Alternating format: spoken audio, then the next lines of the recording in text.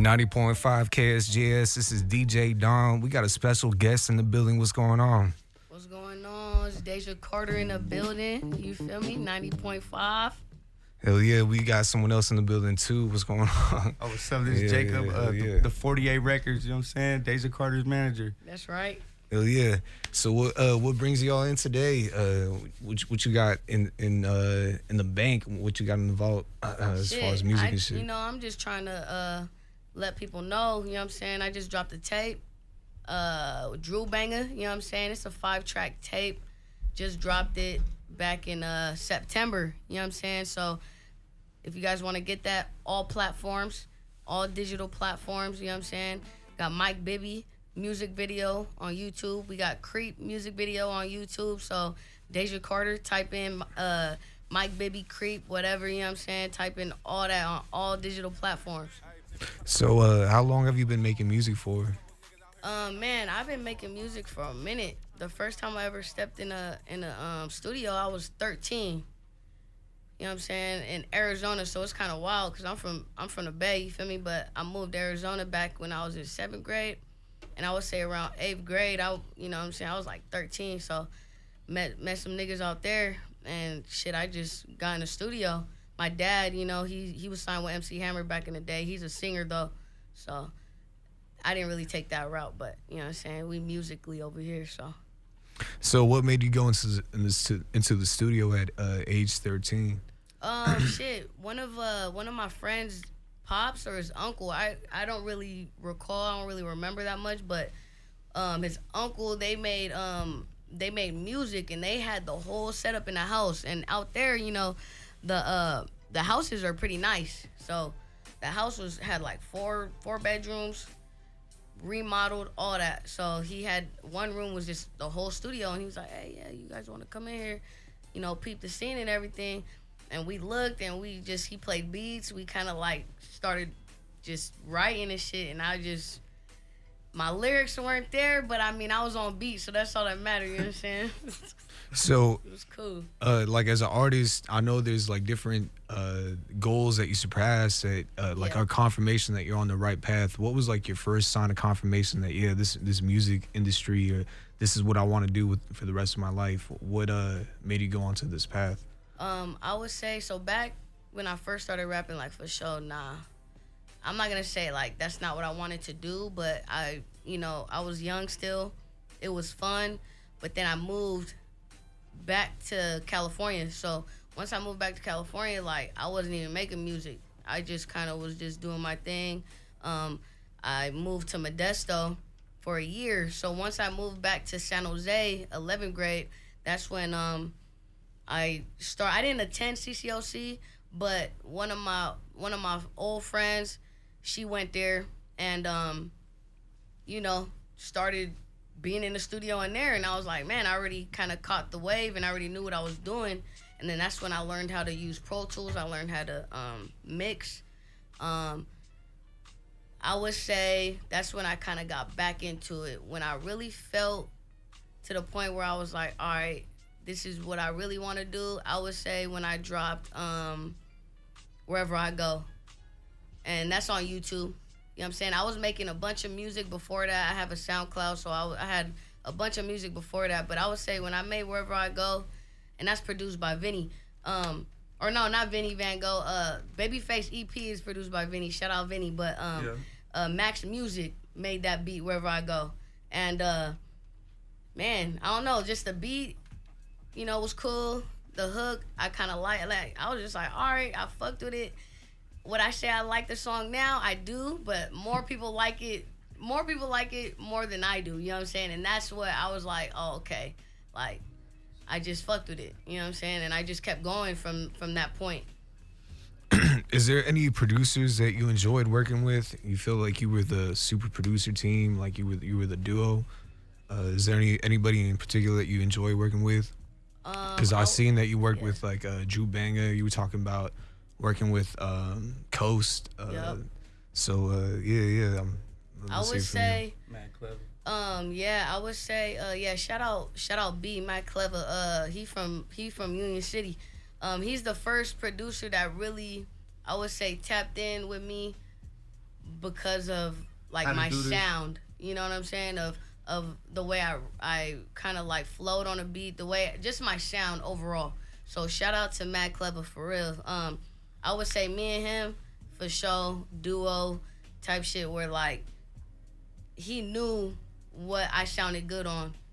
You know what I'm saying? So when it comes to like other producers and stuff, like me and Coast, we got shit coming on the way. So Coast for sure. I was making music back in the day with Coast too. So it's cool that he kind of tapped back in with me because now I'm a little older and we got cool shit on the way. So wait for that. Drew Banger, man, I feel like I did some of my favorite music with Drew. Just, you know what I'm saying? I guess maybe just mature wise or how I kind of like found my sound. Yes, and I would say I found my sound when I started doing music with Mad Clever. So that's when I really found my sound. And I would say Heat Sensor, shout out Coast. I dropped Heat Sensor and that's when I kind of knew like, all right, I really found, so I found my sound with Coast, but I feel like when Mad Clever hit me, that was just a whole different sound. And it's just, you know, it was just a whole different vibe when he tapped in with me. So how would you describe your sound?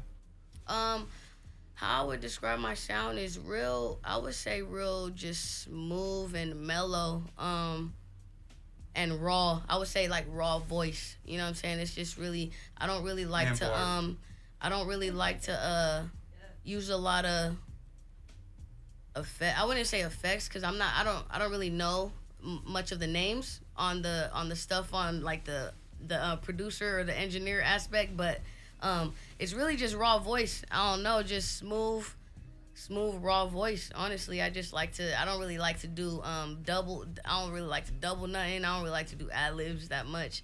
I just really like to spit on the beat. That's really it. What artist inspires your sound? What producers inspire your sound? Because you've spoken about producers that you worked with, but is there any like legendary West Coast or maybe not even West Coast producers or artists that you looked up to that inspired your sound? Yeah, I would say when I first started getting like rapping on my own, I would say basically my two favorite rappers back in the day was Dom and Nip.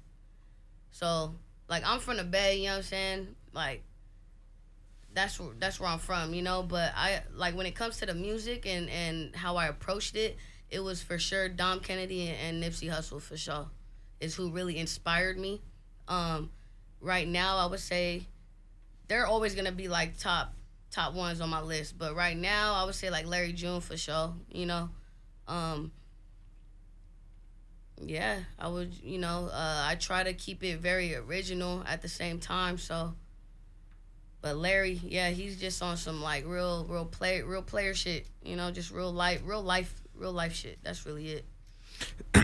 So is there any person that you would love to collaborate, like dead or alive? Anybody on your list? Yeah, for sure. So we gonna do Nip for sure. If I could get signed to All Money In, I'll do that in a heartbeat. OPM for sure. Dom, I would for sure do a song with Dom. Larry June for sure. I would say more of like this era right now. Like I would do like P-Lo, you know what I'm saying? Some like dancing type of party shit. You know, I Am Sue for sure. Like HBK. For sure, if I could go back in the day, I would for sure hop on. You know how they used to do like they would have like 6 niggas on one song. Like that was hard. I fucked with that. So I would for sure do that. Hell yeah! Shout out to man. Shout out to Dave. Shout out to Dave Steezy, Cool John, everybody was part of the movement. Dave Steezy, yeah. Yeah, that was a whole vibe. When I was back in high school, I remember going to their shows in like Santa Rosa, Petaluma. Crazy. Used to be all up in there, and that's a huge part of my upcoming for sure. So we were talking about your music, talking about producers you've been working with in the past. Let's talk about music you got coming up. What you got in the vault? What projects are coming up? I heard you working with a couple of producers. I heard you got some stuff in the vault potentially that might come out. It's legendary. So let's dive into it. So right now, next year, everything's going. I might drop a single at the end of this month. We gonna see. You know, there ain't no rush, but 2023, we got a lot of shit coming. We got Bari. We got Young Bari. We got Jay Stalin. DJ Fresh. I got a tape with DJ Fresh I'm about to drop. We got Jay Stalin and Remedy on the same song. So that's about to go crazy. That's just a little like surprise, you know what I'm saying? When we drop that, everybody gonna go crazy for sure. Producer wise, Coast, me and Coast, we got stuff coming. Hopefully I could work with Drew again, you know what I'm saying? My Union City niggas, for sure. You know what I'm saying? Mad Clever, I'm gonna tap in with him. You know what I'm saying? I'm trying to do a lot of music next year. I feel like I was very consistent this year, so I'm trying to, double that in 2023, So shout out, what about the label? You said you got a couple of things in the works with the label. Yeah. Can you shout that out? Yeah, for sure. Hey, shout out Khalil too. I got shit about to drop with Khalil. It's his stuff, but I'm about to be on a few, so shout out Khalil. But yeah, so my partner Jacob, you know what I'm saying? It's my brother right here, so, he's starting his own label. 48 Records, you know what I'm saying? The 48 Records. 408, baby. You know what I'm saying? Real San Jose shit. So, we just trying to take our own little route in this shit, you know what I'm saying? I mean, in this era, So, this is my brother, I trust him damn near with my life and shit. So, 48 Records, we coming, we starting from the ground up. That's what we trying to do. Organic. Real organic. So we got the CEO of 48 Records over here to let us know what you got in vision for the record label, man. Deja's a brand. Me and Deja, we've been best friends. She my sister. We've been best friends for about 12 years. I'd say maybe probably even longer than that. But we just kept going. And this year was like the one thing for me was where she needed a manager. She needed someone to talk business with. Different things she has to do, so that as a manager, if I have an artist, whether it's R&B, Latin, whoever wants to come with us, you know what I'm saying? Like we'll give you a trial run, and we just want to vibe. Like if your music is good and we like it and we think it works with us, then that's how we feel, and that's what we got going on. We just trying to keep at it, keep consistent, and that's how everything's supposed to be. But mamas. Hell yeah.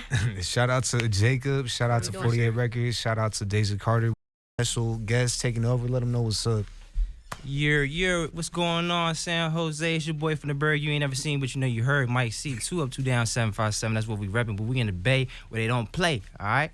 And we got, like we had before, Deja Carter. We got Jacob. We got 48 Records in the building. Yeah. We on San Jose campus. I'm just a dude that's just going to fill in for your hour. You know what I'm saying? So we going to keep it sour.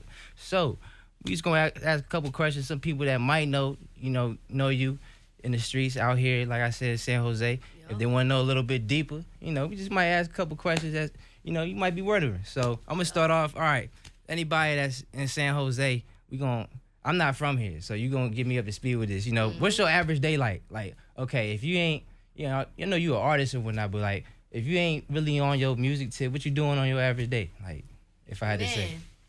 Let me dig. I mean, see, like right now, back in the day, I would say, not back in the day, but I would say a few years ago when I wasn't like cutting hair, we live in Silicon Valley, so you need a job. So I'm working. I've been working since 16, so I always have a job for sure. So it's like I'm always have fun, but I'm always gonna have to wake up, go to work. You know what I'm saying? So always got a job. You know what I'm saying? I be stepping out sometimes. I used to step out a lot. I don't do that no more. I do step out though. Mm-hmm. I go to the bar. Yeah, we some now steppers. You know what I'm saying? I be stepping out. But play. I'm trying to show face more on more of a music type of tip, like not on some like let me go to the club and get drunk and whoopty whoop. Like I'm not. I'm just trying to step out real professionally and try to network and meet people. You know what I'm saying? Outside of San Jose also. So shout out Drew Banger. Try to go to Oakland a lot. To his little where he's spinning, to his big events and stuff like that. So shit. But other than that, right now, I'm I have a job and I cut hair. I'm a barber, so. That's lit. Hey, Yeah. I didn't even know that. See? Yeah, VIP. Mm-hmm. Hey, y'all need to get y'all line right. Where to go. Yeah, so I'm working 7 VIP. days a week. Basically, I work Monday through Thursday and then Thursday through Sunday. So I'm working. That's what's I ain't up. working, I'm working. If I ain't working, I'm working. Like, I heard how that. it is. That's hard. What about you, Jacob?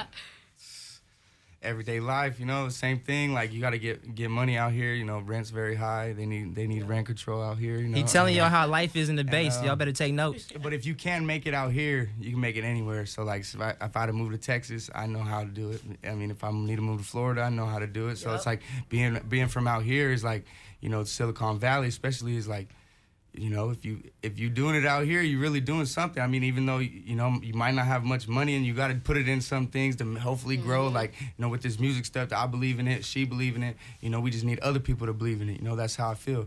And it's like, you know, to invest in yourself. That's what everybody wants to do in life. Is you know, you work for a job, but that's just a job. It's like your 9 to 5 is your regular life, right? But what you want to do is get that 5 to 9 to be your 9 to 5, to where you don't even have to go to a place to get money. You don't have to clock in, and you know that's what everyone wants to do. Like, you know, whether it is like learning a trade or you know, making music. You know, and making music, everybody makes music, but it's just like it's how you go about it, and you know, if you want to be something big, you have to act big. You know, you have to be big. You know, you can't think small. Think big. Don't be little. You know, don't wake up in the morning and say, oh, I'm going to go to this little thing. I'm going to go do this little thing. You got to say, oh, it's big. Even though there's 5 people there, it's big, you know? Because eventually there's going to be 500 people there or 5,000 people there. So it's all how you think. And I've realized that this year, so. That's real. That's real respect. 48 records. 48 records. Hey, that's that. Heck shit. That's for sure.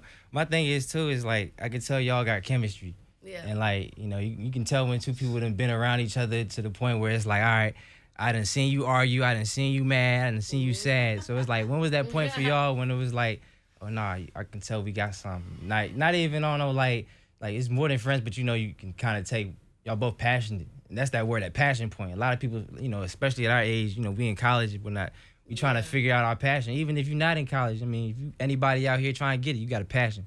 And it's real with y'all, I can tell. So like, when was the point y'all noticed that like, okay, nah, you here with it, I'm here with it. Let's take this and make it bigger than both of us. Shit, that was like recently, honestly. But I mean, Jacob's been around.